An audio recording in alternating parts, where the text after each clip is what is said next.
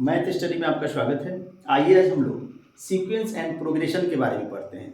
Sequence क्या है, progression क्या है, सीरीज क्या है, इसके बारे में बताएंगे। परीक्षा में इस चैप्टर से निश्चितता क्वेश्चन रहता है। आपको आज इस प्रकार पढ़ाएंगे ताकि परीक्षा में आपका प्रश्न आसानी से बने, क्वेश्चन छूटे नहीं। तो आइए पहले उससे जुड़े कुछ चीज़ों को देखते हैं। जैसे पहला लिखे हैं सीक्वेंस, अनुक्रम। अनुक्रम क्या होता है तो उसका डेफिनेशन में लिखवा दिए हैं। ये संख्याओं का वह समूह जो एक निश्चित नियम के अनुसार, मतलब ऐसी संख्या जो एक निश्चित नियम के अनुसार और एक निश्चित क्रम में बढ़ा हो, उसको अनुक्रम कहा जाता है। लिख दिए संख्याओं का वह समूह जो एक निश्चित नियम के अनुसार एक निश्चित क्रम में व्यवस्थित हो, अनुक्रम कहलाता है। मतलब एक निश्चित क्रम में हो, एक निश्चित संख्या जोड़ के आगे बढ़ा हुआ हो, अनुक्रम कहलाता है। या गुना करके आगे बढ़ा गया हो, अनुक्रम कहलाता है। जैसे देख लीजिए यहाँ 2 4 6 8, यानी 2 में 2 जोड़े हैं तो 4, फिर 2 जोड़े हैं तो 6, फिर 2 जोड़े हैं तो 8। मतलब एक निश्चित क्रम में यह संख्या बढ़ा हुआ है, इसलिए यह अनुक्रम कहलाएगा। एक निश्चित क्रम में यदि संख्या बढ़ा हुआ है तो उसको हम लोग क्या बोलेंगे, अनुक्रम बोलेंगे। फिर एक सब टॉपिक देखते हैं, प्रोग्रेशन। प्रोग्रेशन क्या होता है, हिंदी होता है इसका श्रेणी। श्रेणी क्या होता है, वैसा अनुक्रम। देखिए अनुक्रम क्या होता है, तो संख्याओं का समूह होता है जो एक निश्चित नियम के अनुसार निश्चित क्रम में बढ़ा होता है, वह अनुक्रम होता है। और प्रोग्रेशन क्या होता है, तो वैसा अनुक्रम, मतलब जो संख्या जो अनुक्रम में संख्या होगी उसी के प्रोग्रेशन में बात करेंगे। वैसा अनुक्रम जो एक निश्चित प्रारूप का अनुपालन करता हो, श्रेणी कहलाता है।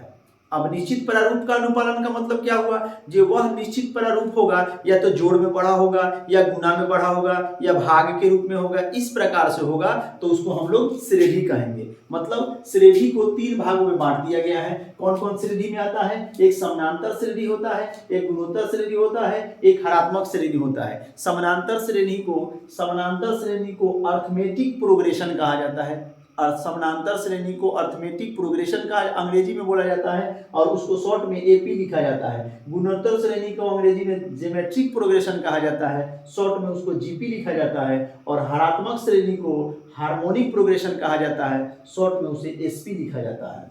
अब हम लोग पहले पढ़ते हैं समानांतर श्रेणी के बारे में। तो समानांतर श्रेणी के बारे में यहाँ लिख दिए हैं, ये ऐसा अनुक्रम, एक ऐसा अनुक्रम जिसमें प्रत्येक पद अपने पीछे वाले पद में एक निश्चित संख्या जोड़ने पर प्राप्त होता है, समानांतर श्रेणी कहलाता है। समांतर श्रेणी क्या कहलाता है, तो समांतर श्रेणी में आपको आता है जो वैसा संख्या जो एक, जैसे एक कोई संख्या दिया है, अब एक निश्चित संख्या जोड़ने पर इसके पीछे वाले पद में एक निश्चित संख्या जोड़ने पर आगे वाला पद आता है, वही बताया है। एक ऐसा अनुक्रम जिसमें प्रत्येक पद अपने पीछे वाले, देखिए अपने पीछे वाले पद में एक निश्चित संख्या जोड़ने पर, जैसे देखिए इसमें 2 है, कौन सा एक निश्चित संख्या जोड़े हैं, 2 जोड़े हैं तो 4 हुआ है, फिर क्या जोड़े हैं, 2 जोड़े हैं तो 6 हुआ है, फिर 2 जोड़े हैं तो 8 हुआ है। यानी एक निश्चित संख्या पीछे वाले पद में एक निश्चित संख्या जोड़ने पर, जैसे अब अगर इसमें 2 जोड़ के यह प्राप्त हुआ है तो पुनः 2 जोड़ के ही यह प्राप्त होगा, पुनः 2 जोड़ के यह प्राप्त होगा। मतलब एक निश्चित संख्या जोड़ने पर अगर कोई सीरीज बढ़ रहा है तो उसको हम लोग श्रेणी कहते हैं, और उस श्रेणी को हम लोग समानांतर श्रेणी कहते हैं यदि वह जोड़ या घटाओं के रूप में बढ़ा घटा गया हो तो।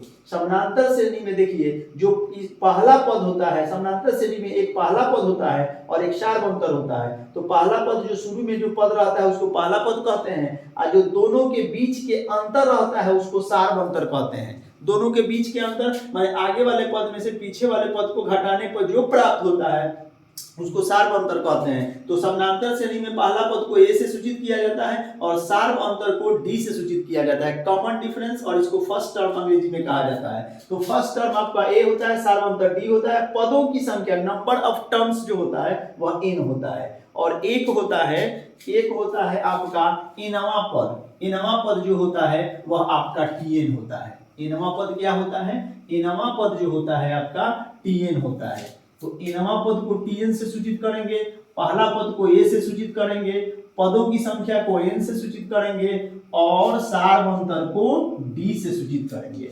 अब देखिए, अब हम आपको इनवा पद बताते हैं। इनवा पद क्या होता है, इनवा पद में देखिए, इनवा पद को हम लोग टीएन से सूचित करते हैं। टीएन से, टीएन बराबर होता है ए प्लस एन माइनस 1। इनवा पद को पहले लिख देते हैं ऐसे, इनवा पद को टीएन से सूचित करते हैं। अब यहाँ एनबी में एक पॉइंट हम बताएंगे, अगर प्रथम पद ए है, प्रथम पद ए है, प्रथम पद ए है और उसमें डी जोड़ के लिखते जाइएगा, उसमें डी जोड़ के लिखते जाइएगा, तो इस प्रकार जो सीरीज प्राप्त होगा वह एपी में होगा, यानी अर्थमेटिक प्रोग्रेशन होगा।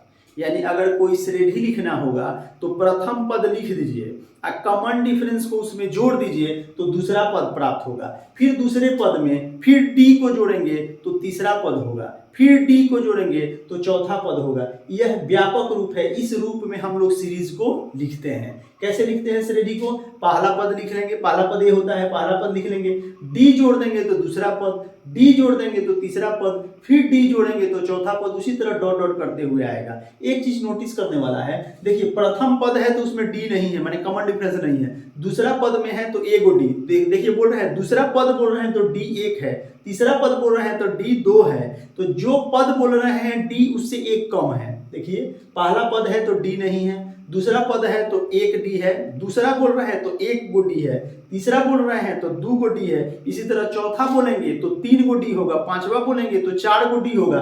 ये तो सबके साथ हो रहा है। उसी प्रकार अगर कोई आपसे पूछे, एग्जाम्पल के तौर पर पूछे, जे 10वां पद बताइए, टी10 का मतलब होता है 10वां पद, टी10 का मतलब 10वां पद, तो 10वां पद क्या होगा? तो 10वां पद होगा a + 9d, जितना जो पद बोलेंगे ना डी उससे एक कम बोलेंगे, तो 10वां पद हो जाएगा a + 9d।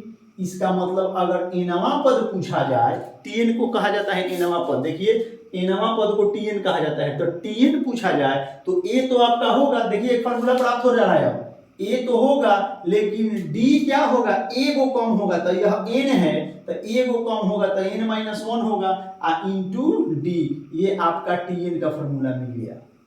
टीएन का फार्मूला क्या आपको मिला? a + n - 1 into D. हम यहाँ क्या बताएं, जो पद होगा उससे डी 1 कम होगा। 10वां पद है तो a तो सब में होगा, a प्लस 10वां पद है तो 9d, a को कम हुआ है, तो nवां पद है तो a तो होगा, प्लस nवां पद है तो a को कम करेंगे इसमें तो n - 1 इंटू डी होगा। ये आपका टीएन का फार्मूला हो गया।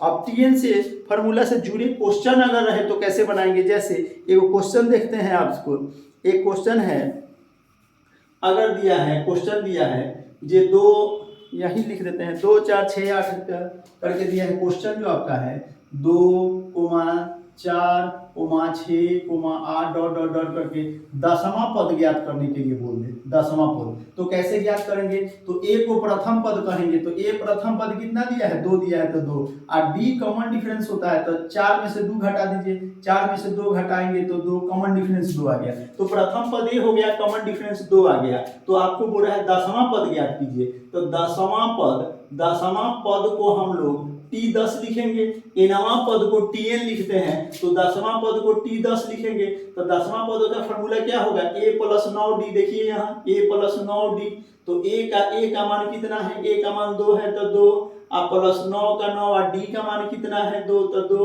अब ये 2 का 2 प्लस 9 में 2 से गुना करेंगे तो 9 दूना 18, 18 में 2 जोड़ दीजिए 20। ये आपका 10वां पद हो गया।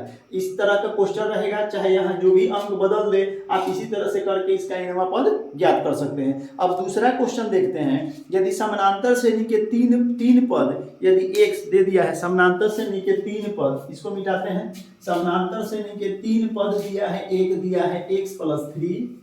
देखिए अगला क्वेश्चन है, समानांतर श्रेणी के 3 पद, अगला क्वेश्चन, समांतर श्रेणी के 3 पद क्या है? पहला है आपका x + 2 3x, एक दिया है x + 2, एक दिया है 3x, और एक दिया है 4x + 1 हो, एक दिया है आपका कितना? 4x + 1, 4x + 1 हो, तो कह रहा है कि x का मान ज्ञात कीजिए, हो तो x का मान ज्ञात करना है, x का मान। तो कैसे ज्ञात करेंगे? तो समानांतर श्रेणी के 3 गो पद दिया है, हल इसका देखेंगे, पहला पद कितना दिया है x+2 कोमा, दूसरा पद कितना दिया है, दूसरा पद आपका 3x है तो 3x है, तीसरा पद कितना दिया है 4x+1, ये क्या है एपी में है, इसको लिखेंगे एपी में है। तो जब कोई सीरीज एपी में है, तीन गो पद यदि एपी में है तो एपी का याद रखिएगा, एपी का कॉमन डिफरेंस बराबर होता है, कॉमन डिफरेंस एपी का बराबर होता है, क्या होता है हम कॉमन डिफरेंस एपी का बराबर होता है। तो कॉमन डिफरेंस कैसे निकालेंगे, तो कॉमन डिफरेंस निकालने का तरीका है आगे वाले पद में से पीछे वाला पद घटा दीजिएगा तो कॉमन डिफरेंस निकल जाएगा। कैसे निकलेगा फिर से बताइए, आगे वाले पद में से पीछे वाला पद घटा देंगे तो कॉमन डिफरेंस निकल जाएगा, समझ गए, आगे वाला पद में से पीछे वाला पद घटा देंगे तो कॉमन डिफरेंस निकल जाएगा। तो आगे वाला पद क्या है, आगे वाला पद 3x है, इसके पीछे वाला पद क्या है x+2 है। एक बात ध्यान रखिएगा, जब भी माइनस लिखना हो और उसके बाद पद एक से अधिक हो तो कोष्टक करके लिखिएगा। अब उसके बाद दूसरा कॉमन डिफरेंस क्या होगा, आगे वाला पद में से पीछे वाला पद घटाइए, यानी 4x+1 में से घटा दीजिए 3x, देखिए ये भी कॉमन डिफरेंस निकला, ये भी कॉमन डिफरेंस निकला। और रूल कहता है जे एपी का कॉमन डिफरेंस बराबर होता है, एपी का कॉमन डिफरेंस बराबर होता है। तो दोनों कॉमन डिफरेंस निकाल दिए, दोनों बराबर हो गया। पहला कॉमन डिफरेंस को D1 कहा जाता है, दूसरे कॉमन डिफरेंस को D2 कहा जाता है। मतलब एपी का जितना कॉमन डिफरेंस रहेगा सब आपस में बराबर होता है। तो ये एपी का कॉमन डिफरेंस हो गया, इसलिए बराबर हो गया। अब इसको हल कर दीजिए, हल करने के बाद 3x का 3x माइनस से गुना करेंगे तो -x, माइनस में प्लस, देखो माइनस में 1 से गुना होगा -x, अब माइनस में प्लस से गुना होगा तो फिर माइनस हो गया, 2 का 2। अब देखिए 4x में 3x घटा दीजिए तो x, आई +1 है तो 1। अब इसको भी जोड़ घटाव कीजिए, 3 गो x में से 1 गो x गया तो 2 गो x, -2 है तो 2, अब बराबर x+1 है तो x+1। अब एक जाति के पद को एक तरफ कर देंगे तो x एक जाति का है और -2 अब एक जो है एक जाति का है। जाति समझ में आता है ना, जो एक जैसा हो वह एक जाति का होता है। तो ये x जाति का है, ये बिना x जाति का है, तो x जाति को एक तरफ कर दीजिए। तो 2x का 2x प्लस x है, इधर है -x, +1 का 1 -2 है, इधर है कि +2। अब 2x में से 1 x घटाएंगे तो 1 x होगा और 1 का 2 जोड़ेंगे तो ये आपका 3 हो जाएगा। तो x का वैल्यू निकल गया 3। अब अगला क्वेश्चन एक देखते हैं इसी टाइप से। अगर इसके बाद अगर और क्वेश्चन बना के देख लेते हैं, ये सब इंपॉर्टेंट है परीक्षा के दृष्टिकोण से, परीक्षा में आने वाला क्वेश्चन है। यदि किसी अगला क्वेश्चन है, किसी समानांतर श्रेणी का पांचवा पद 11, किसी समांतर श्रेणी का पहला पद नहीं पांचवा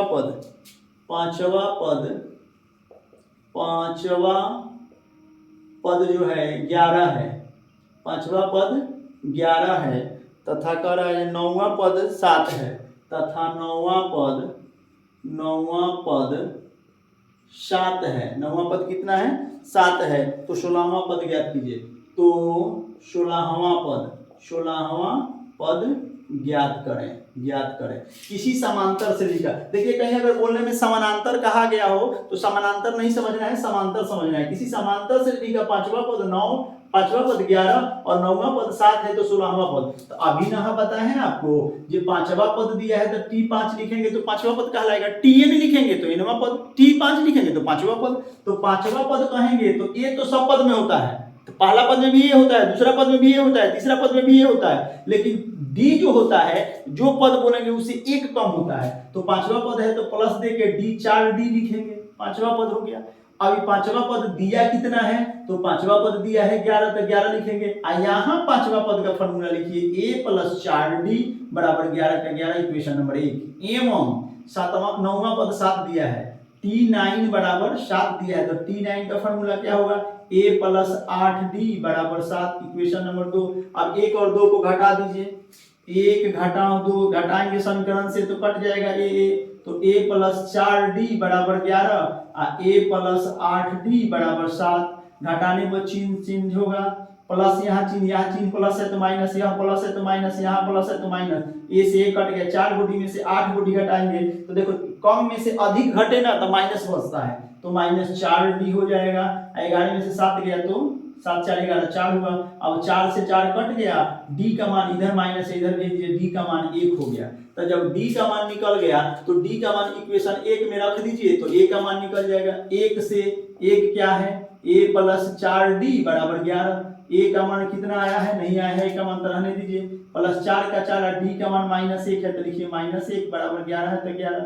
अब a प्लस में माइनस से गुना होगा तो -4 बराबर 11, यानी a बराबर -4 है, उधर +4 तो 11 + 4, यानी a बराबर सब जगह यहाँ भर दीजिएगा, यानी a बराबर हो गया 15। अब आपका पूछा है 16वां पद, तो आपका तो 16वां पद t16 बराबर क्या होगा, 16वां पद को t16 लिखेंगे तो 16वां पद हो गया a + 15d, तो a का a हो गया, a का मान रख दीजिए, a नहीं लिखना है, a का मान 15 है तो 15 और प्लस 15 का 15, d का मान -1 है तो -1, अब ये हो गया 15 अब प्लस गुने माइनस -15, 15 में से 15 गया 0 आ गया। 3 टाइप का क्वेश्चन बताए, अगर अंक दिया रहे कहे 10वां पद ज्ञात कीजिए तो nवां पद के सूत्र से निकालेंगे, इस टाइप का क्वेश्चन दिया है तो कॉमन डिफरेंस बराबर करके तब निकालेंगे, इस टाइप का क्वेश्चन दिया रहे तो इस तरह का जो पद दिया है करके इक्वेशन का चैप्टर लगा के सूत्र लगा के काम करेंगे। यानी आपको हम 3 तरह से इस टाइप का क्वेश्चन दिया रहे तो बता दिए। अब एक चीज है आपका, अगर समानांतर माध्य कह के दे तो क्या करेंगे, तो समानांतर माध्य कहे ना बुआ तो काम करना होगा, कोई a और b है, a और b का समानांतर माध्य कहे क्या होगा, ab का समानांतर माध्य a और b है का समांतर माध्य कहे, समांतर माध्य बताइए तो क्या होगा, तो ये दोनों को जोड़ दीजिएगा और 2 से भाग दे दीजिएगा तो समांतर माध्य निकल जाएगा। दोनों को जोड़ दीजिए, जैसे एग्जांपल 5 और 7 का, जैसे कहेगा कि 5 और 7 का समांतर माध्य बताइए, समांतर माध्य बताइए, माध्य बराबर तो क्या होगा 5 + 7 बटा 2, समांतर माध्य बराबर, अब 5 7 5 12 बटा 2, 12 में 2 से कटा दीजिए 6, एक भाई 6 आ गया आंसर इसका। यानी समांतर माध्य बताना होगा ना तो दोनों को जोड़ दीजिए, 2 से भाग दे दीजिए। अब अगले वीडियो में हम आपको योगफल के बारे में बताएंगे, योगफल कैसे निकाला जाता है, योगफल का सूत्र क्या होता है। उम्मीद करते हैं आपको यह वीडियो बहुत ही अच्छा लगा होगा, और इसी के उम्मीद के साथ आपको करना क्या होगा, अगले वीडियो को देखने के लिए आपको मेरे चैनल को सब्सक्राइब करना होगा, बेल आइकन को दबाना होगा, और तथा मोटिवेट होने के लिए, मैं मोटिवेट हूं इसके लिए आपको लाइक जरूर करना होगा, कमेंट जरूर करना होगा। धन्यवाद।